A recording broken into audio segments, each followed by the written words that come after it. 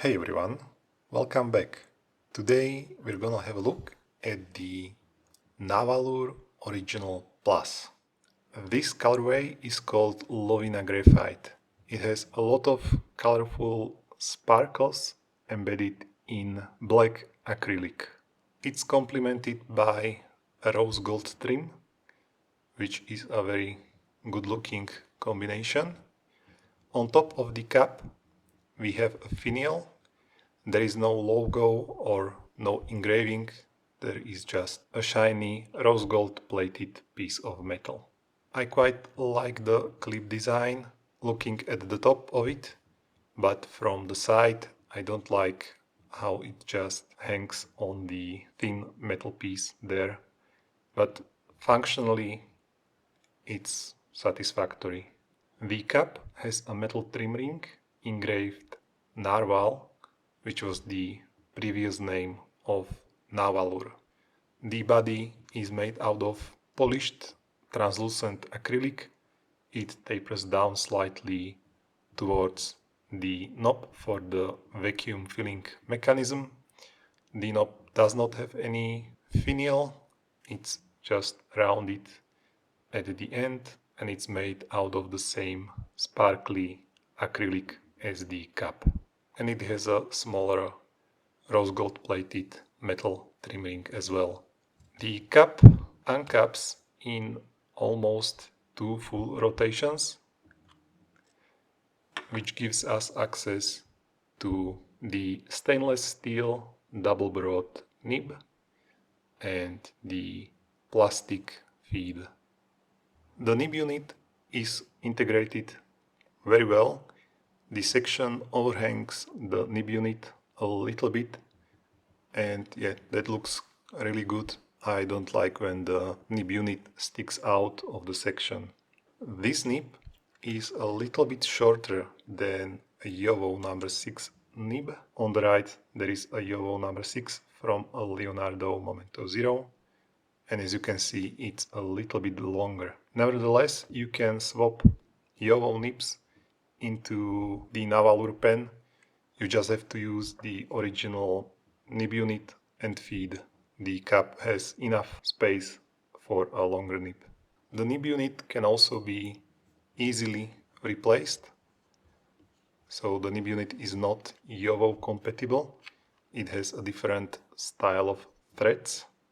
And there are 2 O-rings on it, and the replacement nib units are available from Nahvalur. They even have these rose gold nibs. The section is 9.5 millimeters wide at the narrowest point, tapers up slightly to 11 millimeters. This is wide enough. The threads aren't sharp and there is a little bit of flaring on the bottom of the section. I have absolutely no complaints about how the section is designed. Even the step on the body is not too sharp. The section can be easily unscrewed from the body. It has 1 O-ring, so you can fill the body using a syringe without any issues. At the end of the metal vacuum rod there is an O-ring that helps cut off the inflow to the section when you are not using the pen. And there is of course the main seal for the piston filling mechanism. The only issue that I've encountered with this is that the main seal is quite wide, and then this part of the body is relatively narrow. So if you have an ink with high surface tension, it might get stuck slightly where the main seal is. This pen would work a little bit better with a wider body in this place. Moving towards the knob here, the threads and the entire metal piece here is also rose gold plated. The issue, as with many other vacuum sealed fountain pens, is that there is a acrylic plastic piece going on the metal piece here, so there is a risk of damaging the threads inside the knob, but that's quite common for vacuum-filled fountain pens. Servicing the vacuum mechanism isn't too hard. There are two flat sides on the threads here, so this is the one flat side, and then if I rotate 180 degrees there is another flat side. So all I need to do is to grab these two flat sides with a wrench and then rotate carefully. I will rotate the pen, not the wrench. And here we go. So there are two O-rings on the metal piece, and then this metal trim ring is loose, and once you unplug the entire rod you can apply silicone grease to both of these rubber parts as well as to the rod itself, because there is another gasket where the rod goes inside the metal piece. Overall, this pen is quite easy to disassemble, to service. You have access to the entire filling mechanism. You can unscrew the section from the body easily. You can unscrew the nib unit, pull the nib and the feed out of the nib unit. You have a lot of options. The barrel will hold around 1.9 milliliters of ink, which is plenty. So let's ink the pen.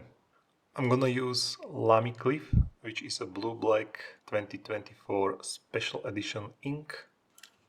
And to ink the pen, you just plunge the mechanism. And this is how much ink I got with a single fill, about 1 milliliter. 14.6 centimeters cupped and 32 grams. It's a little bit longer than the Lamy Safari or the TWSBI Eco and quite a bit heavier. 13.1 centimeters uncapped. It's about the same size as the Lamy Safari and slightly shorter than the TWSBI Eco. 9.5 grams, so not super heavy, not super light. I will not show a detailed post-it comparison, because post-it, this pen is 17.6 centimeters long and you can turn the knob when you have the pen post-it with the cap, really not meant to be used post-it. Let's see how it writes. So this is the Nahvalur Original Plus, and it has a double broad nib, and the ink is Lamy Cliff.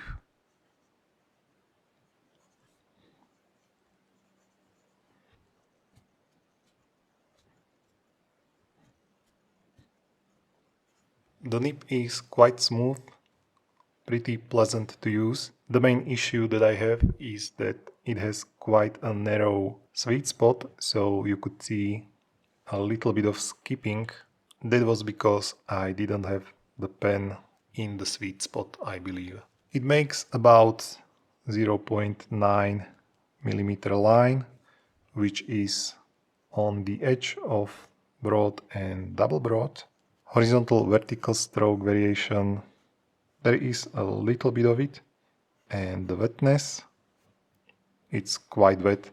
I have tuned the nib to be a little bit wetter than it was when it came. I wasn't entirely happy. It was slightly drier than I prefer. Skipping.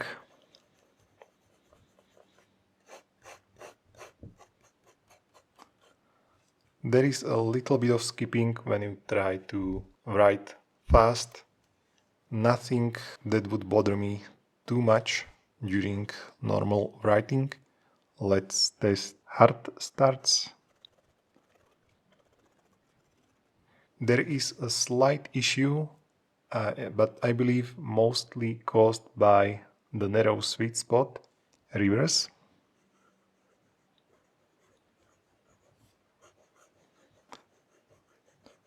This works really well. The ink keeps flowing and you get about, let's say, extra fine line. Flex. This is quite a stiff nib because it is slightly shorter than a Yovo number 6 nib, and Yovo number 6 is not particularly soft, and this is the same material, more or less similar design, just a little bit shorter, so you wouldn't expect a lot of line variation and you don't get any basically. So the nib is acceptable even out of the box. It has small issues. I think most of them are caused by it being double broad. I prefer Yovo number 6 double broad nibs over this Nahvalur one. Their sweet spot is not as pronounced as the one on this nib. Ergonomically, this is completely fine.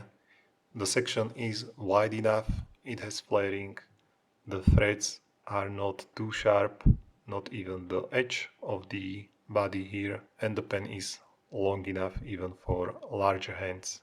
My only complaint is that it doesn't post in any meaningful way. Overall, this is the most affordable vacuum-filled fountain pen that you don't have to buy on AliExpress. I like that it's made out of acrylic, which is one of the advantages of it over the TWSBI Eco. The build quality is completely okay for the price point. I also like how you can disassemble the entire pen, and the cap seals well. My complaints are that it doesn't post and that the main gasket for the vacuum filling mechanism is a little bit too wide for this part of the body. So some of the inks don't work super great with the pen.